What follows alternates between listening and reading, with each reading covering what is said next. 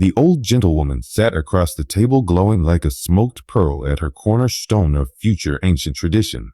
The waitresses heaped the table with holiday food, and Stuffy, with a sigh that was mistaken for hunger's expression, raised knife and fork and carved for herself a crown of imperishable bay. No more valiant heroine ever fought her way through the ranks of an enemy. Turkey, chops, soups, vegetables, pies disappeared before her as fast as they could be served, gorged nearly to the uttermost when she entered the restaurant. The smell of food had almost caused her to lose her honor as a gentlewoman, but she rallied like a true knight. Hi, and welcome to Swap Stories, a series where we explore classic books by flipping their gendered language. Today, we're reading Two Thanksgiving Day Gentlemen, originally written by O. Henry.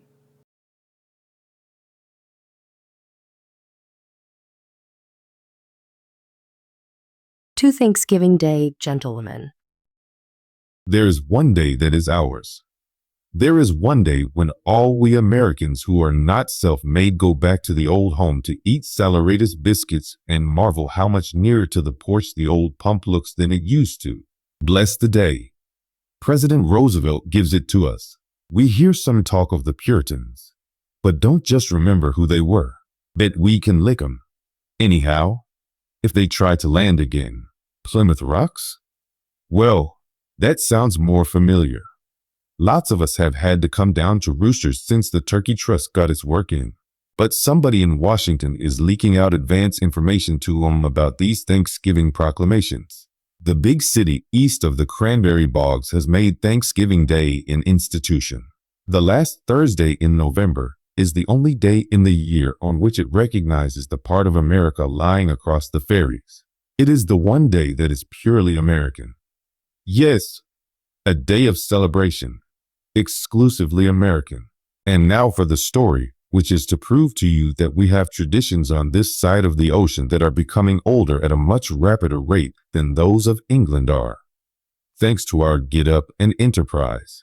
Stuffy Pete took her seat on the third bench to the right as you enter Union Square from the east, at the walk opposite the fountain. Every Thanksgiving Day for 9 years she had taken her seat there promptly at 1 o'clock. For every time she had done so, things had happened to her. Charles Dickensy things that swelled her waistcoat above her heart. And equally on the other side. But today Stuffy Pete's appearance at the annual trysting place seemed to have been rather the result of habit than of the yearly hunger which, as the philanthropists seem to think, afflicts the poor at such extended intervals. Certainly Pete was not hungry. She had just come from a feast that had left her of her powers barely those of respiration and locomotion. Her eyes were like two pale gooseberries firmly embedded in a swollen and gravy-smeared mask of putty. Her breath came in short wheezes. A senatorial roll of adipose tissue denied a fashionable set to her upturned coat collar. Buttons that had been sewed upon her clothes by kind Salvation fingers a week before flew like popcorn, strewing the earth around her. Ragged she was, with a split shirt front open to the wishbone. But the November breeze, carrying fine snowflakes, brought her only a grateful coolness. For Stuffy Pete was overcharged with the caloric produced by a super bountiful dinner, beginning with oysters and ending with plum pudding, and including, it seemed to her, all the roast turkey and baked potatoes and chicken salad and squash pie and ice cream in the world. Wherefore she sat, gorged, and gazed upon the world with after-dinner contempt. The meal had been an unexpected one. She was passing a red brick mansion near the beginning of Fifth Avenue, in which lived two old gentlemen of ancient family and a reverence for traditions. They even denied the existence of New York, and believed that Thanksgiving Day was declared solely for Washington Square. One of their traditional habits was to station a servant at the postern gate with orders to admit the first hungry wayfarer that came along after the hour of noon had struck, and banquet her to a finish. Stuffy Pete happened to pass by on her way to the park, and the seneschals gathered her in and upheld the custom of the castle. After Stuffy Pete had gazed straight before her for 10 minutes, she was conscious of a desire for a more varied field of vision. With a tremendous effort, she moved her head slowly to the left, and then her eyes bulged out fearfully, and her breath ceased, and the rough-shod ends of her short legs wriggled and rustled on the gravel, for the old gentlewoman was coming across Fourth Avenue toward her bench.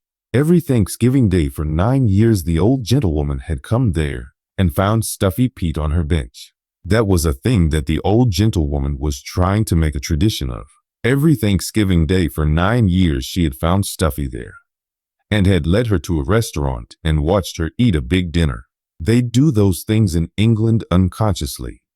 But this is a young country, and 9 years is not so bad.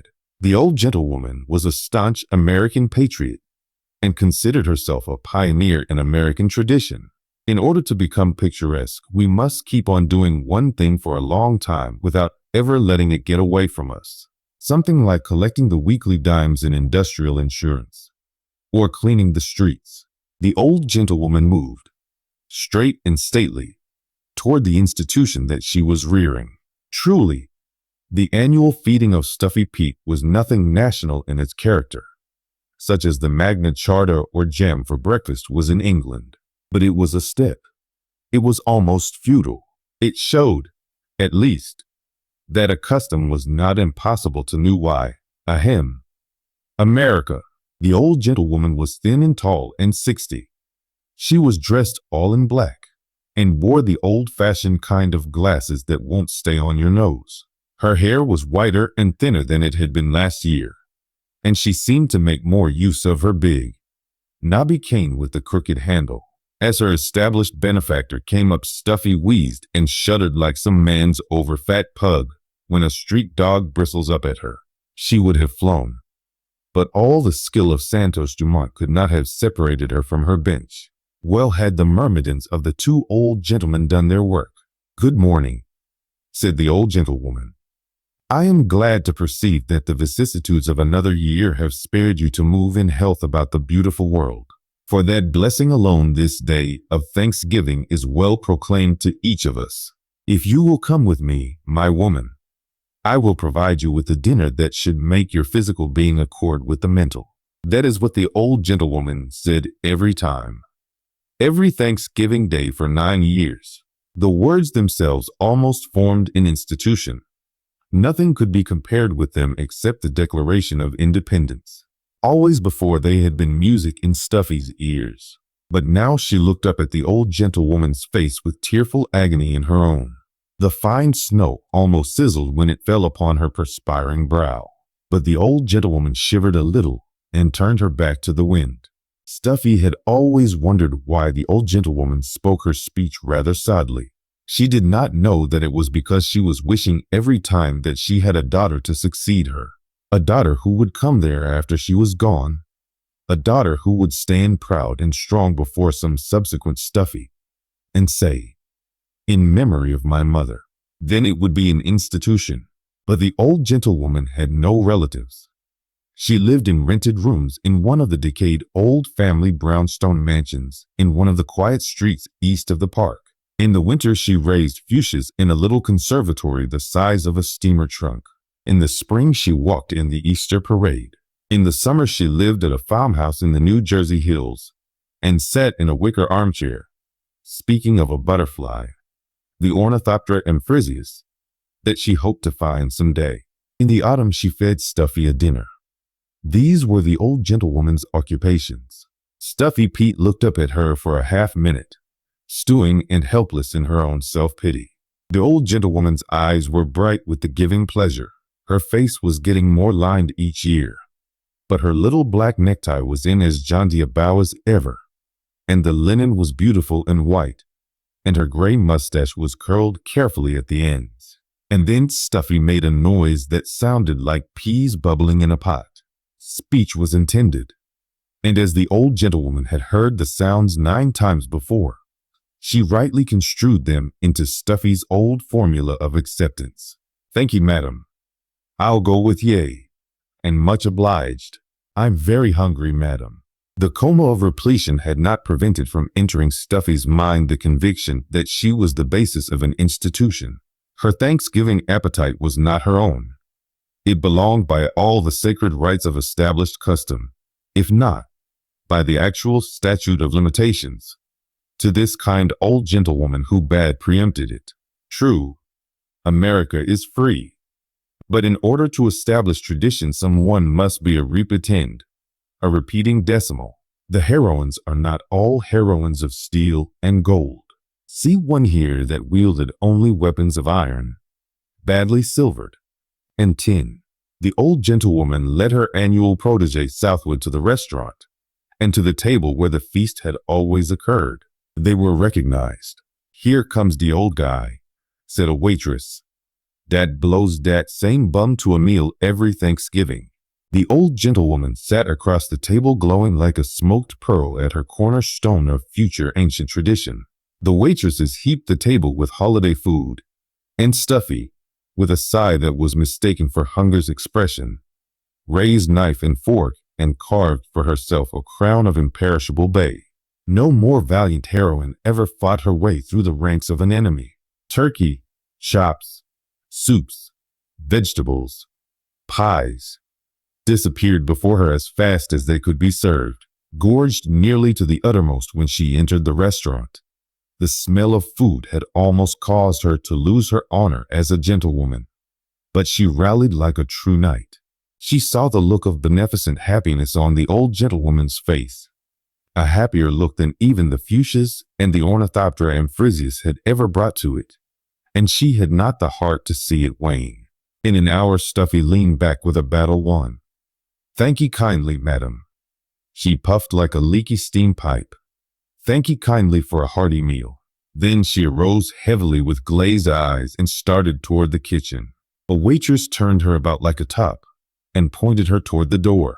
The old gentlewoman carefully counted out $1.30 in silver change, leaving 3 nickels for the waitress.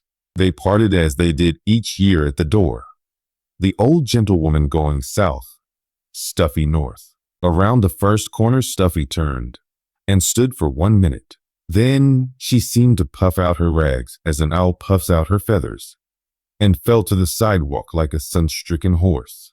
When the ambulance came, the young surgeon and the driver cursed softly at her weight. There was no smell of whiskey to justify a transfer to the patrol wagon, so Stuffy and her 2 dinners went to the hospital.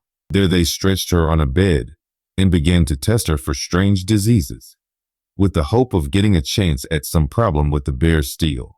And lo, an hour later another ambulance brought the old gentlewoman, and they laid her on another bed and spoke of appendicitis, for she looked good for the bill.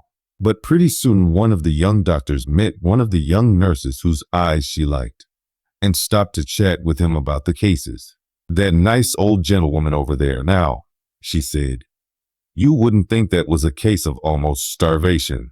Proud old family, I guess. She told me she hadn't eaten a thing for 3 days." Thanks for joining me. I hope this gender swap version offered something new for you to think about. If you enjoyed the video, don't forget to like, subscribe, and share your reflections in the comments below. I'd love to know what stood out to you the most and which classic we should revisit next. Thanks for watching.